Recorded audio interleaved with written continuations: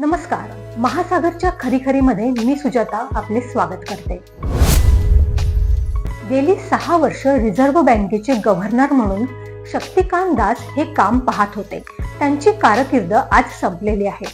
आता रिझर्व्ह बँकेच्या गव्हर्नरपदी संजय मल्होत्रा यांना निवडण्यात आलेले आहे. रिझर्व्ह बँकेचे गव्हर्नर पद हे देशातील शक्तिशाली पदांपैकी एक आहे. संजय मल्होत्रा आतापर्यंत अर्थ मंत्रालयामध्ये संकट मोचक म्हणून काम करत राहिलेले आहेत.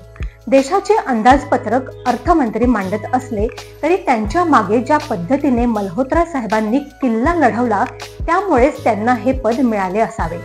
या सरकारने ज्याप्रमाणे अनेक क्रिमिनल कायद्यात बदल केले त्याचप्रमाणे सध्या कर प्रणालीतही बदल करण्यात आलेले आहेत. मल्होत्रा यांनीच हे कार्य केले आहे हे जगजाहीर आहे. जुन्या आयकर कायद्याच्या ऐवजी नवीन अत्यंत सोपा आणि सरळ असा कायदा त्यांनी आणला. ज्या ज्या प्रश्नांची उत्तरे पत्रकारांना द्यायची होती त्याही बाबतीत मल्होत्रा यांनी आपले कर्तव्य अत्यंत सूत्रबद्धपणे निभावले. जीएसटीचा कायदा सुरू झाल्यानंतर त्याच्या अध्यक्षपदी अर्थमंत्री असतात, पण या जीएसटीच्या बैठकीत राज्याचे अर्थमंत्री किंवा इतर अधिकारी यांचा समन्वय राखण्याचे कार्य मल्होत्रा करीत असत. बहुधा त्यांच्या या कामगिरीमुळेच त्यांना दिल्लीहून मुंबईला पाठवण्यात आलेले असावे. मल्होत्रा यांनी देशाच्या अनेक महत्त्वपूर्ण पदावर काम केलेले आहे. केंद्रात अनेक महत्त्वाची पदे भूषवल्यावर कालपर्यंत ते सर्वोच्च पदावर होतेच. आता शक्तिकांत दास यांच्यानंतर रिझर्व्ह बँकेचा कारभार तेवढ्याच गतीने चालवणे गरजेचे आहे.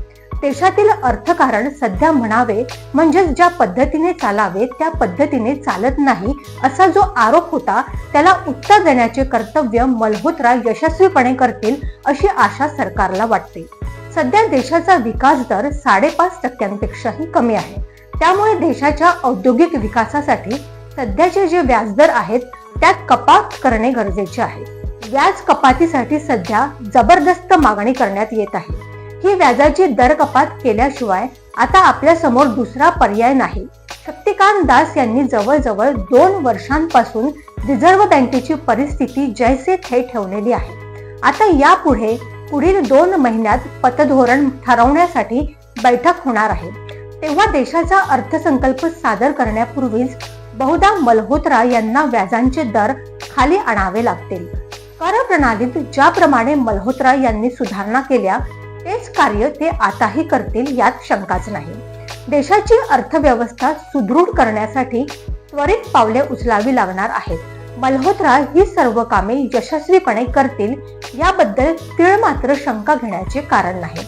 शासन, प्रशासन आणि जनता यांच्यातील दुवा म्हणून मल्होत्रा यांची गणना होईल असे आम्हाला वाटते.